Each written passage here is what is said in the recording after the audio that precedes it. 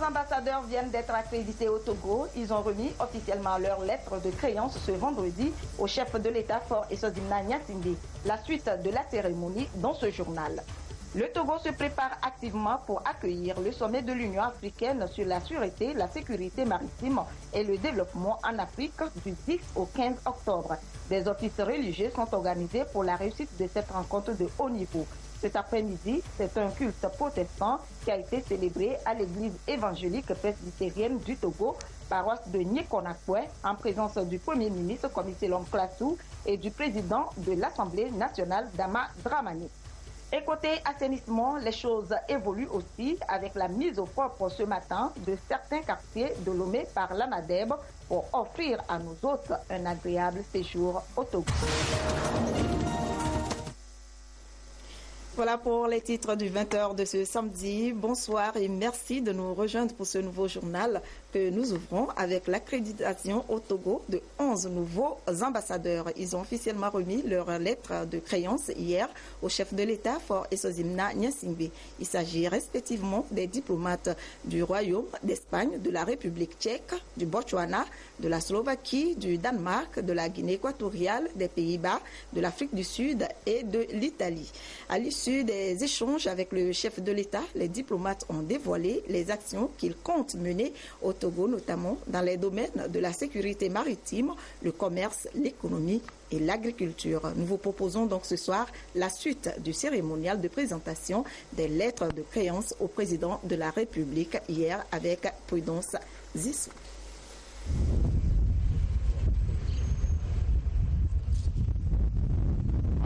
La coopération entre le Togo, les Pays-Bas et l'Afrique du Sud pour les prochaines années sera soutenue dans le domaine portuaire et la sécurité maritime.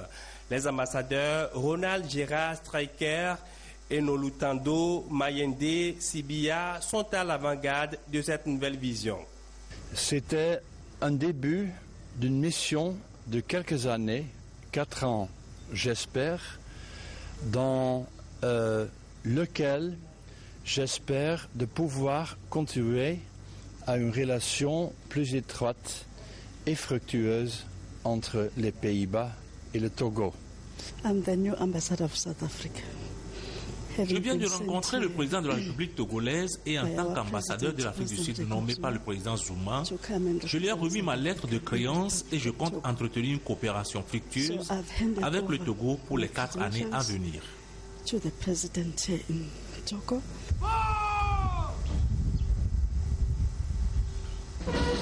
Les diplomates turcs, canadiens et italiens ont bouclé ce ballet diplomatique. Le Turc Turgut Rauf Kural a sa résidence à Cotonou. Il compte élargir le partenariat avec le Togo, surtout en matière commerciale, pour améliorer davantage les relations entre les deux pays. Le Canada, à travers Healthcare and Cameroon, entend soutenir l'engagement du Togo dans le maintien de la paix et de la sécurité sur le continent africain. Notre agence de coopération et de coordination, la TICA, est présente à Togo depuis 2010, mais avec des relations plus rapprochées que je considère de mener, et j'espère que ces relations bilatérales vont augmenter aussi bien dans le domaine de coopération au développement que dans le domaine commercial. Les relations bilatérales entre le Canada et le Togo, c'est des relations chaleureuses et importantes. Nous avons discuté les points de la contribution togolaise pour la paix et la sécurité, nos préoccupations partagées dans ce domaine, le leadership dans le domaine de la santé globale, ainsi que le maintien de la paix, le changement climatique, et nous espérons que dans les années qui viennent, on peut renforcer encore nos relations commerciales. Le développement de l'agriculture et la promotion des PME-PMI sont les grands axes de la coopération entre l'Italie et le Togo les prochaines années. L'ambassadeur Giovanni Favilli compte relever ce défi. Dans ma mission, j'essaierai surtout de collaborer dans les secteurs des petites et moyennes entreprises et de l'agriculture. Je crois que ce sont des secteurs dans lesquels l'Italie et le Togo ont vraiment beaucoup à faire ensemble. Le diplomate italien est inscrit au barreau de son pays et en Espagne. Avant sa nomination au poste actuel, il était le consul général d'Italie à Dubaï. Du 10 au 15 octobre 2016, le Togo va abriter le sommet de l'Union africaine sur la sûreté, la sécurité maritime et le développement en Afrique. Des offices religieux sont organisés pour la réussite de cette conférence des chefs d'État et de gouvernement. Un culte protestant a été célébré cet après-midi à l'église évangélique presbytérienne du Togo, paroisse de Nyekonakwe, une initiative de l'église elle-même. Le Premier ministre Komissi Lomplassou et le président de l'Assemblée nationale Dama Dramani se sont joints aux fidèles pour implorer la bénédiction divine sur le Togo. On va y revenir dans un instant. Le Togo s'active donc pour accueillir du 10 au 15 octobre 2016 le sommet extraordinaire de l'Union africaine sur la sûreté, la sécurité maritime et le développement en Afrique. Une rencontre continentale qui certainement va permettre aux autres États de s'inspirer de l'expérience du Togo dans la gouvernance maritime. Une gouvernance traduite à travers la mise en place des organes chargés de l'action de l'État en mer. Joseph Amégan. La panoplie des réformes engagées par le gouvernement touche également son secteur maritime. Les côtes togolaises sont gérées par un mécanisme innovant, des outils juridiques mais aussi des institutions mises en place pour assurer la gouvernance maritime. Par le décret 2014-113/PR du 30 avril 2014, l'État togolais a créé et mis en place l'organisme national chargé de l'action de l'État en mer. Donc ça, c'est l'approche institutionnelle. Et donc, a mis en place des hommes qu'il faut par des décrets de nomination. Et donc, en respectant donc les dispositions de ce décret. Et ces hommes et ces femmes se sont mis à l'œuvre. Et à l'issue d'une année, plusieurs décrets ont été pris et adoptés en Conseil des ministres. Et ces décrets sont actuellement en train d'être exécutés justement pour assurer cette bonne gouvernance maritime. Ces réformes prennent en compte les différents domaines dans lesquels doit s'exercer l'action de l'État en mer. Il y a les aspects humanitaires, comme le sauvetage en mer, les questions de s'assurer de la sécurisation des routes maritimes pour la navigation maritime. Et donc, tous ces aspects-là doivent être... L'État est en train de veiller à cela à travers l'ONAM. Il y a aussi les questions de sûreté maritime. La sûreté maritime appelle donc à la prise ou aux dispositions préventives vis-à-vis des actes de violence en mer comme la piraterie et tout autre acte illicite et violent en mer. Il y a le Comité national de sûreté maritime qui a été créé et donc qui a pour mission de veiller justement au respect des différentes conventions pour une sûreté portuaire et maritime. Le dispositif instauré pour atteindre les objectifs de l'organisme national chargé de l'action de l'État en mer est à la fois politique et opérationnel.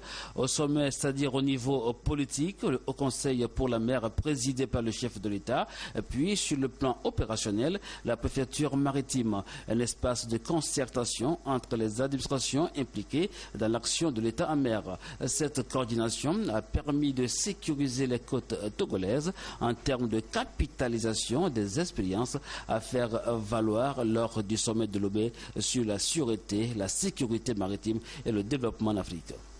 Avec cette réforme du secteur maritime, je peux dire, le Togo peut s'enorgueillir au niveau de la sous-région.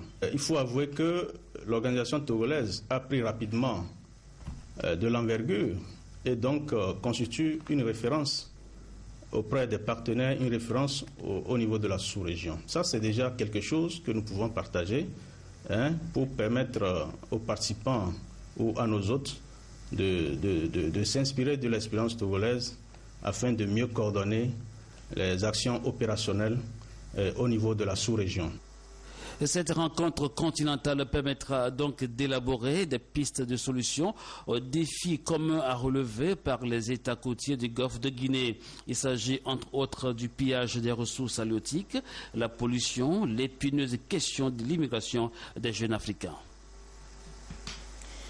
La Haute Autorité de l'Audiovisuel et de la Communication, la HAC, vient d'accorder le renouvellement d'exploitation à une quinzaine de radiodiffusions et télévisions privées du Togo. Les clauses du contrat stipulent clairement que les différents acteurs doivent faire preuve de professionnalisme en respectant scrupuleusement le code de déontologie dans le traitement des informations, surtout lors du sommet de l'Union africaine que notre pays va abriter dans quelques jours. La HAC a saisi l'occasion pour faire le bilan des 100 jours de sa prise de fonction. Antoinette Omao, Vovor. Ces signatures mettront fin. Une quinzaine de sociétés de radiodiffusion et télévision privées viennent de bénéficier de l'approbation de la Haute Autorité de l'Audiovisuel et de la Communication HAC pour le renouvellement des exploitations. La signature de la convention a été couplée de la remise des cartes professionnelles aux journalistes. Les membres de la HAC sont conscients du développement exponentiel des nouvelles technologies et je crois qu'ils feront tout pour que nous ne soyons pas oubliés au bord de la gare. Depuis sa prise de fonction en juin dernier, la 4e mandature vient de passer le cap des 100 jours.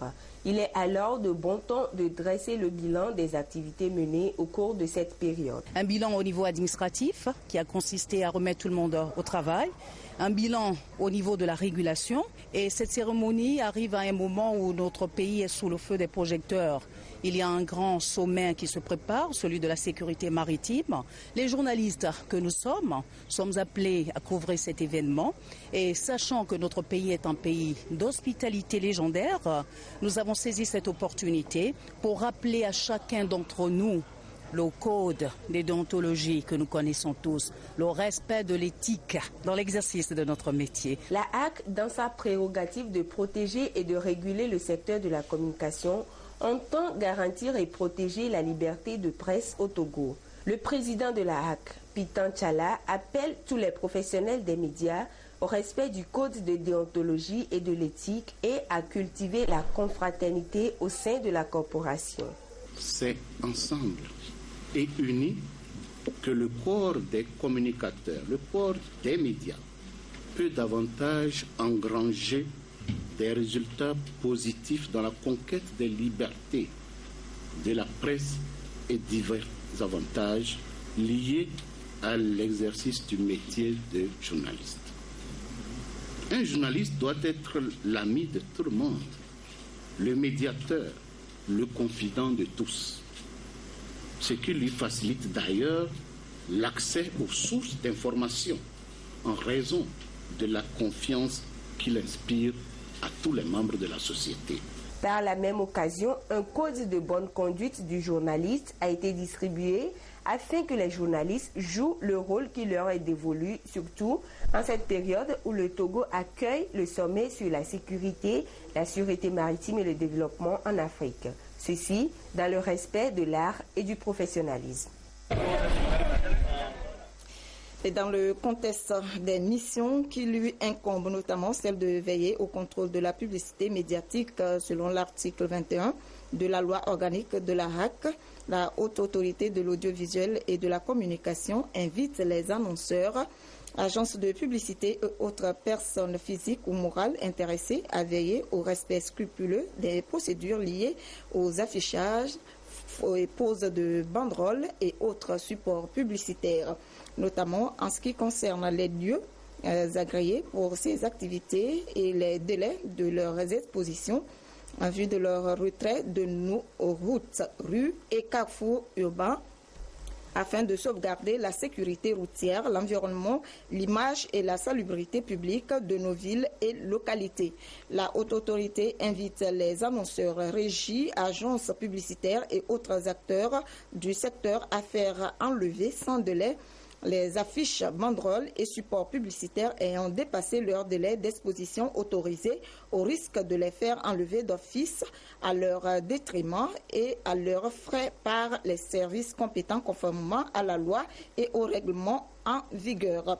La haute autorité avise par ailleurs que dorénavant, toute exposition de banderoles d'affichage, d'affiches ou autres supports publicitaires sans visa, autorisation préalable ni respect des formalités requises auprès de la HAC et des services compétents sera systématiquement frappé par les sanctions et dispositions réglementaires en vigueur. C'est signé le président de la HAC, Piton Tchala.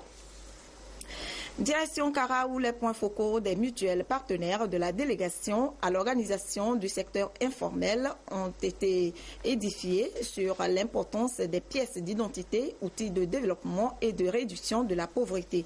Cette séance de travail donne ainsi le ton à une opération foraine d'établissement des documents d'identité aux membres des mutuelles qui n'en possèdent pas. Nestor Mouzou.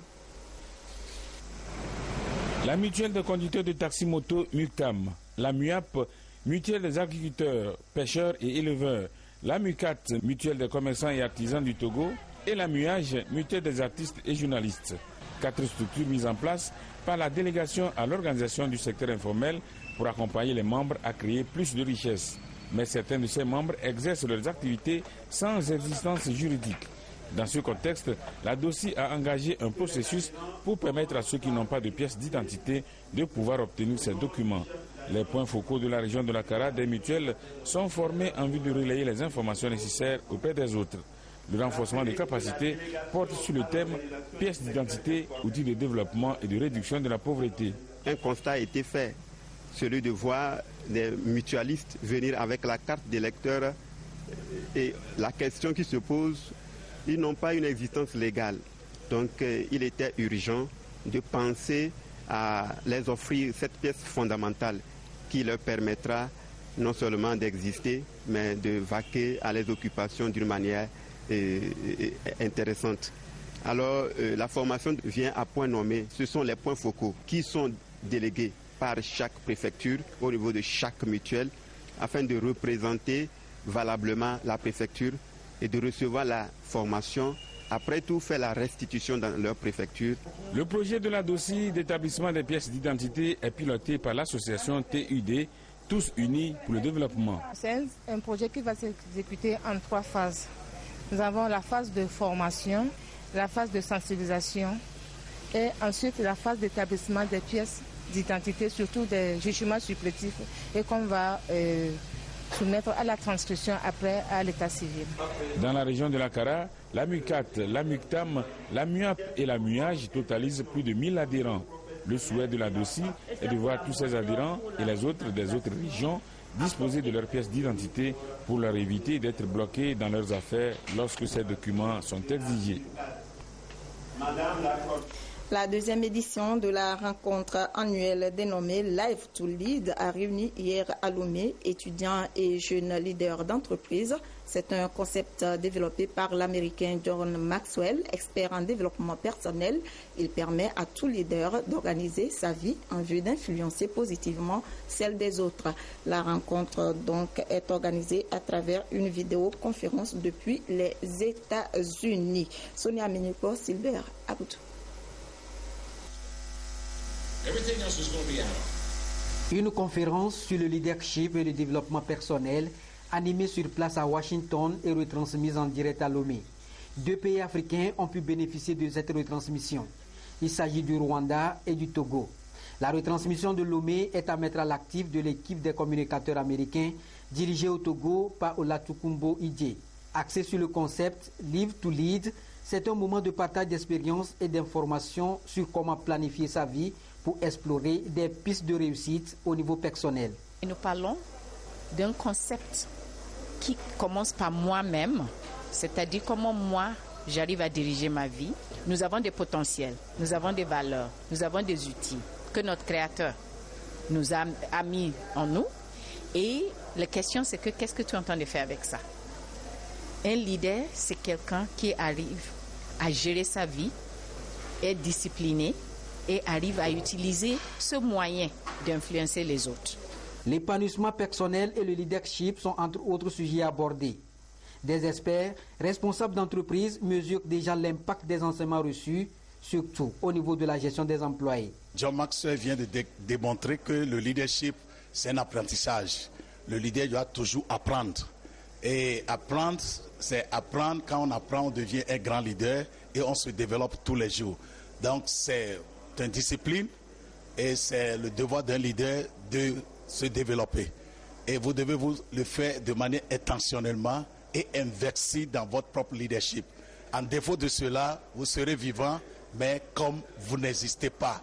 Un leader qui ne se développe pas n'est pas efficace. Il ne peut pas bien diriger. C'est le partage de ces valeurs fondamentales et outils pratiques que l'équipe des orateurs a voulu faire découvrir aux Togolais. Je me réjouis parce que ici dans la salle, nous avons des étudiants de l'Université de Lomé, nous avons les jeunes entrepreneurs qui sont là aussi pour apprendre. Nous parlons d'un grand défi avec la jeunesse. La croissance, c'est quelque chose d'assez important. Il ne faut pas seulement focaliser sur le but, mais avoir cette orientation de continuer à développer, se développer. Jusqu'à la fin de notre vie, nous avons les potentialités en nous qu'on peut toujours exploiter et utiliser ça pour le développement de nous-mêmes et de nos sociétés. La croissance en développement personnel est une garantie d'un lendemain meilleur. Mais pour y arriver, selon l'orateur, il faut développer de nouvelles compétences et capacités afin d'améliorer ses connaissances et espérer de bonnes perspectives. Aux États-Unis, une vidéo publiée par le Washington Post pourrait bien nuire à l'image de Donald Trump, en particulier auprès des femmes. La vidéo date de 2005 et vous allez l'entendre justement, Donald Trump qui se vante d'être un tombeur, de faire ce qu'il veut en tant que star avec les femmes. Donald Trump s'est excusé, mais plusieurs responsables du Parti républicain ont décidé de le lâcher définitivement. Niveau scandale, le candidat Trump atteint le stade d'artiste dans cette campagne. Cette vidéo a été opportunément sortie par le Washington Post. Elle date de 2005, il y a 11 ans. Dans ce bus, Trump dialogue avec un présentateur télé, micro ouvert, avant une émission, et il explique sa vision des femmes. Je les embrasse, je n'attends pas, et quand tu es célèbre, elles vous laissent faire ça. Même les prendre par la chatte, ce que vous voulez en fait. Une partie de l'Amérique est atterrée, Hillary Clinton en tête. On ne peut pas autoriser cet homme à être président, écrit-elle. Son compère du ticket démocrate, Tim Kaine, avoue lui son mal de ventre devant de tels propos, même s'il n'est plus surpris de rien avec Trump. La vraie surprise vient des républicains. Paul Ryan, leur chef, et d'autres condamnent les propos sexistes de leur candidat. Quelques-uns ont même demandé à le faire remplacer, mais il est trop tard. Le représentant du parti en Utah lâche même sa bombe devant la caméra. C'est vraiment triste, mais je ne peux plus soutenir Trump après ses commentaires et la façon dont il a parlé. Je ne peux pas regarder ma fille de 15 ans dans les yeux et lui dire que je soutiens cette personne pour la présidence. Je ne peux pas faire ça. Bref, le grand old party est au fond du trou et il reste un mois de campagne. Et Donald Trump, au fait, eh bien, il s'est excusé ici dans cette allocution qu'il termine par ces mots savoureux. Bill Clinton a réellement maltraité des femmes et Hillary a harcelé, attaqué, humilié et intimidé ses victimes. Nous en parlerons dans les prochains jours. On se voit dimanche pour le débat. On ne peut pas lui reprocher de ne pas savoir vendre son débat télévisé. Le premier avait attiré 84 millions de téléspectateurs il y a 15 jours. Politique niveau zéro, mais place au Showtime. Du 10 au 15 octobre 2016, le Togo va abriter le sommet de l'Union africaine sur la sûreté, la sécurité maritime et le développement en Afrique.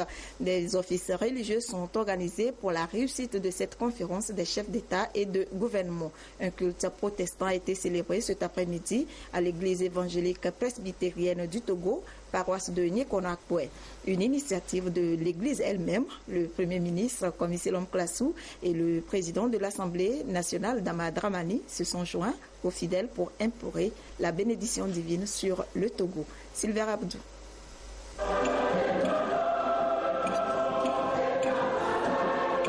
Ce culte d'action de grâce est consacré à la prière pour la réussite du sommet de Lomé sur la sécurité, la sûreté maritime et le développement en Afrique. Le Premier ministre, Commissaire Classou, et le président de l'Assemblée nationale, Daman Dramani, ont fait le déplacement de la paroisse de Nikonakwe pour ensemble, avec la communauté chrétienne, invoquer et implorer l'amour du Seigneur en vue du bon déroulement de ce grand rendez-vous continental que le Togo s'honore d'abriter. L'Église a jugé bon de remettre ce grand événement entre les mains de Dieu pour que tous les lumières soient au contrôle de tout ce qui va se passer. Nous avons pris soin de vous inviter autorités politiques, administratives, religieuses et traditionnelles à titre informatique. Nous, l'Église, nous avions pensé jouer notre rôle spirituel en ce moment. Là, vous avez fait violence à votre emploi du temps très chargé à cette élection de ce grand événement. Et vous avez honoré de votre présence à cette invitation informelle que nous avons adressée. Nous vous en sommes infiniment grés. Nous vous disons un grand merci et nous demandons à Dieu lui-même, qui est parmi nous en ce moment, de vous récompenser en bénédiction pour le sacrifice que vous avez consenti. Dans ce même temps, nous vous recommandons au sein du Seigneur afin qu'il nous donne une sagesse à portefeuille dans le développement de ce grand sommet et que les décisions qui seront prises puissent concours à la gloire de Dieu et que la mission de Dieu s'accomplisse dans notre nation et le Togo.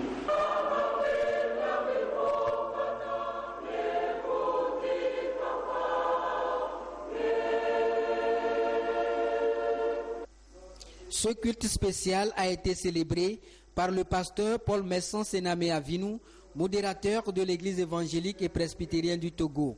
Il a demandé aux hautes autorités du pays d'agir comme Jérémie, disciple de Dieu, en priant pour intercéder en faveur de la nation. Vous êtes aussi comme les Jérémie aujourd'hui. Vous êtes de votre flambeau de ce peuple-là, de ces gens-là qui viennent de loin et de près pour se rencontrer ici à Lomé. Vous aurez certainement fait. D'ailleurs, vous aurez des mesures de sécurité que vous avez déjà mis en place. Pour garantir la sécurité d'abord, nous les voyons, nous les vivons tous. La première part de peur, même nous disons, n'ayez pas peur. Ce que vous voulez faire, cette rencontre, Dieu même vous le dira. Ce que vous leur direz, Dieu même vous le dira. Comment vous allez prendre soin d'eux, comment vous allez garantir leur sécurité, Dieu même est au contrôle. Allez sur votre partition politique. Nous blindés, nous sommes là, en train de jouer notre partition spirituelle.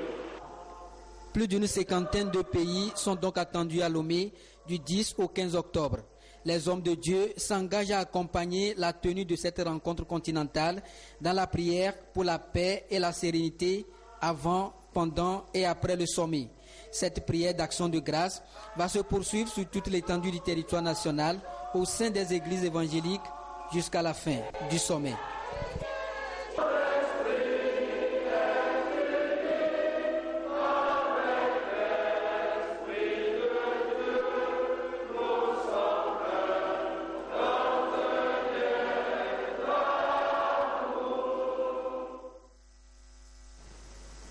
Les préparatifs se poursuivent pour la tenue très prochainement de ce sommet. Côté assainissement, les choses évoluent aussi. Ce matin, les marchés de la préfecture du Golfe et le ministère de l'Agriculture ont été mis au propre. Robert Kotogbe, Lucassi, Medina Salami. C'est par le marché de tortilles que la troisième vice-présidente de l'Assemblée nationale, Patricia Dagbanzonville, a entamé sa tournée dans les marchés de la préfecture du Golfe, Bé, Amoutive, Agbalepedo et Agoué. Nous sommes les femmes du marché d'Amoutive. Nous avons reçu l'appel et nous sommes sortis. On a travaillé toutes les femmes que vous voyez ici. Elles sont présentes, elles ont travaillé avec leur foi, avec une joie. Nous avons constaté que ce n'est pas seulement dans les grands marchés de Lomé peut-être que nos hôtes de cette grande conférence peut-être vont visiter. On s'est dit que partout c'est Lomé et donc on ne serait pas du reste. Et donc ce matin, déjà 3 jours plus tôt, nous avons mobilisé tous les nôtres, soit du quartier, soit du marché. Les femmes des différents marchés visités ont été sensibilisées sur les comportements à adopter avant, pendant et après le sommet de Lomé sur la sécurité maritime. Il est nécessaire de réserver un bon accueil aux clients, aux étrangers sûrement qui vont venir sur les marchés. Il faut bien les accueillir pour que les étrangers partent de chez nous avec un bon souvenir de notre pays. Notre souhait, c'est que le sommet de l'UA connaisse un grand succès. Au ministère de l'Agriculture, le personnel s'est engagé à rendre plus attrayant le quartier administratif à l'heure où le Togo accueille le sommet sur la sécurité, la sûreté maritime et le développement en Afrique. Il revient à chacun d'y participer par une responsabilisation, une participation citoyenne et responsable en rendant tous les quartiers propres. Et ceci pour accueillir nos illustres hôtes. Nous sommes mobilisés, tous les départements, toutes les directions confondues, se sont convergés au cabinet pour rendre propre notre ville. Occasion pour les responsables de ce département ministériel d'appeler toute la population au respect des valeurs citoyennes et civiques. L'ANADEB a également assaini certains quartiers de Lomé. Les immondices ont été débarrassés pour donner un visage plus attrayant à la capitale Lomé. Christine Petit-Kialde. Le boulevard Nyassimbe Yadema, la portion Igranawe Togo 2000, aéroport du petit cantonnement de Lomé, Toglekopé, Agoy-Zongo et Adido-Gomé sont quelques-uns des sites retenus par la plateforme des comités de développement des quartiers de Lomé pour l'opération de salubrité de ce jour. Soutenus par le ministère du Développement à la base à travers ANADEB, ils se sont mobilisés pour rendre leur quartier propre. Une activité qui est devenue familière à nous pour que notre pays, notre ville soit propre. Et surtout que dans quelques jours, nous allons accueillir nos voisins des autres pays d'Afrique pour la conférence sur la sécurité maritime. Donc nous sommes à la tâche. Nous avons travaillé d'abord du CMS d'Adido Gomé jusqu'au niveau du bar Madiba, en passant par le camp d'Adido Gomé, le lycée technique et le CEG d'Adido Gomé. La ministre Victoire Toméga Dogwe a sillonné la majorité des sites pour encourager ses bonnes volontés. Partout où la ministre est passée, c'est le même message.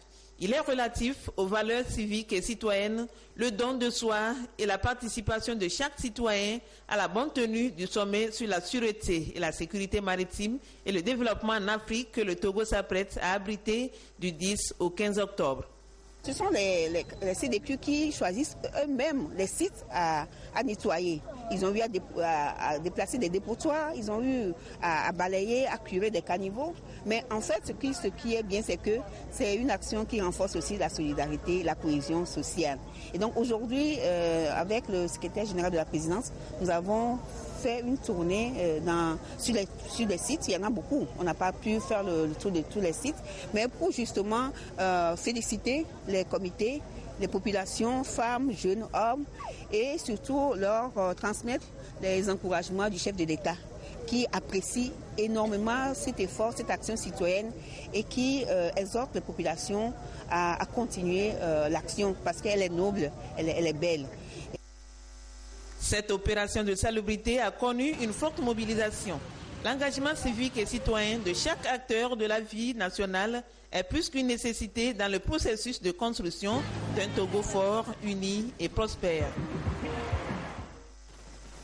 Après le quartier Kakaveli, la deuxième localité à bénéficier d'une Blue Zone est le quartier Anoukopé. Le premier coup de pioche lançant les travaux de construction de cet espace socio-économique a été donné hier. Aujourd'hui, les bénéficiaires se sont dit très touchés par ce geste de bienfaisance. Ils ont tenu à témoigner leur reconnaissance au chef de l'État, Christine Petit-Kialde. Voici l'image que présentait ce site, ancienne décharge intermédiaire de Anoukopé. D'ici à 6 mois, ce sera son nouveau visage, la Blue Zone de Anoukopé. Les travaux ont été lancés ce 7 octobre. C'est la raison de cette réjouissance pour remercier le chef de l'État et son gouvernement pour cette initiative.